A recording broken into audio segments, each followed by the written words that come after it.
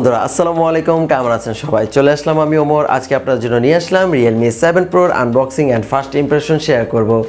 এই ফোনটা ব্যবহার করতেছি অনেকদিন যাবত। আপনারা জানেন গত 12 October Realme 7i and 7 Pro launch হয়ে গেছে। কি থাকছে অ্যান্ড টুকটাক বিষয়গুলো যেগুলো আমি ব্যবহার করতেছি, আমার ইউজার এক্সপিরিয়েন্স টুকটাক শেয়ার করব, বাট ইন ডিপ শেয়ার করব 19 অক্টোবর। সো ফুল রিভিউটা তখন দেখবেন। চলুন আজকে আনবক্সিংটা শুরু করে নিই। তার আগে চ্যানেলটি যারা সাবস্ক্রাইব করেনি অবশ্যই সাবস্ক্রাইব করে পাশে থাকা বেল আইকনটি প্রেস করে রাখবেন। ভিডিও ভালো লাগলে অবশ্যই একটা লাইক করবেন, কারণ আপনাদের লাইকটা আমার জন্য অনেকটা হেল্পফুল। বরাবরের মতো আমি আছি ওমর, আপনারা দেখছেন টেকনিক্যাল ওমর ইউটিউব চ্যানেল। চলুন শুরু করা যাক।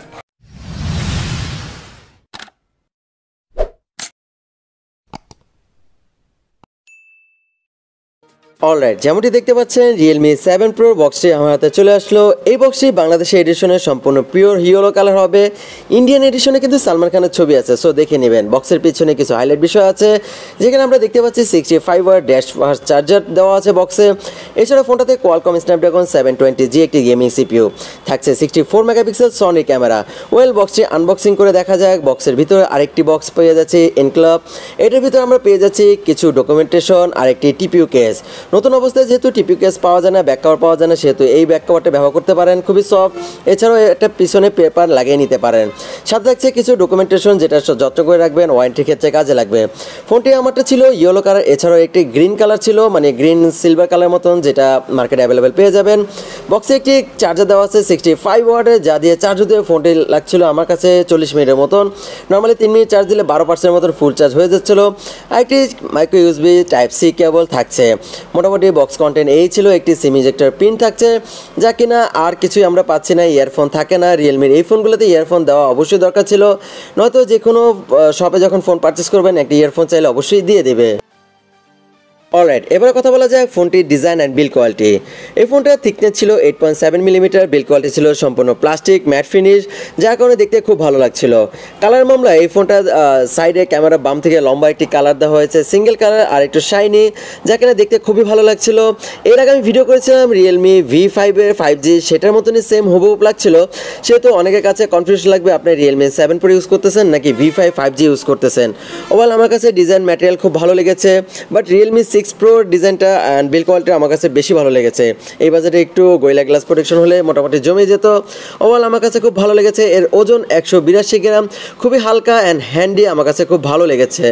নিচের দিকে থাকছে port 3.5mm audio jack, charging port type C and bottom fire speaker. Speaker sound quality খুব ভালো ছিল। এই ফোনটার ডুয়েল স্টুডিও স্পিকার টেকনোলজি দেওয়া হয়েছে, সেহেতু গেমিং অ্যান্ড মিডিয়া ওয়াচিংয়ের সময় খুব ভালো একটি সাউন্ড কোয়ালিটি আপনি পাচ্ছেন। রিয়ারে থাকছে quad camera setup, 64 megapixel main camera, 8 megapixel wide angle camera, 2 megapixel macro and 2 megapixel depth sensor তো থাকছে। ক্যামেরা কোয়ালিটি নিয়ে ডিটেলসে আলোচনা করব। এছাড়াও ডিসপ্লে আমরা পেয়ে যাচ্ছি 6.4 inch full HD plus resolution super AMOLED display. এর স্ক্রিন টু বডি রেশিও 82.7%। এর পিপিআই 411, গোয়েলা গ্লাস 3+ দেওয়া আছে। অলওয়েজ অন ডিসপ্লে এই ফোনটাতে থাকছে। ফোনটা ডিসপ্লেতে ওয়াইড ওয়ান L1 সার্টিফাই। এছাড়াও ভিজুয়াল এরিয়াগুলো ছিল অনেকটা চিন। এছাড়াও উপরে ডিসপ্লে বাম পাশে যে ক্যামেরা কাট আউটটা অনেকটা স্লিম অ্যান্ড ছোটো ছিল। আমার কাছে ভালো লেগেছে। ডিসপ্লে কোয়ালিটি, কালার কোয়ালিটির এরকম ইস্যু ছিল না, কিছু কিছু প্রবলেম ছিল, সেটা নিয়ে আমি বিস্তারিত ফুল রিভিউতে আলোচনা করব। এছাড়াও রেগুলার লাইফে টাচ রেসপন্স খুব ভালো ছিল, নেটওয়ার্ক ইস্যু আমি পাচ্ছিলাম না। ফোনটাতে আরও থাকছে কোয়াড ক্যামেরা সেটআপ, আরও থাকছে সেলফিতে 32 মেগাপিক্সেল সেলফি ক্যামেরা, যার অ্যাপারচার 2.5। এই ব্যাপার নিয়ে বিস্তারিত আলোচনা করব। সেলফি ক্যামেরা কেমন ছিল অথবা রেয়ার ক্যামেরা পিকচার কেমন ছিল সে নিয়ে আমি বিস্তারিত আলোচনা করব।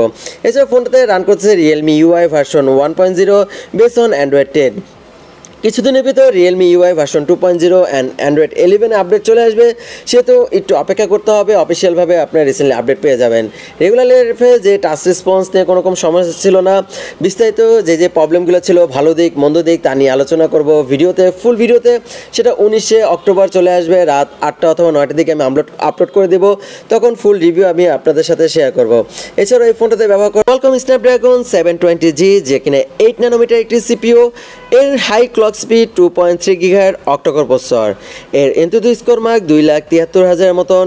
ওভারঅল এই সিপিইউর পারফরমেন্স এই ফোনের সাথে কেমন ছিল তা নিয়ে বিস্তারিত আলোচনা করব। 8GB RAM, 128GB storage, UFS 2.1 storage পেয়ে যাচ্ছি। র্যাম ম্যানেজমেন্ট, রোম ম্যানেজমেন্ট খুবই ভালো ছিল।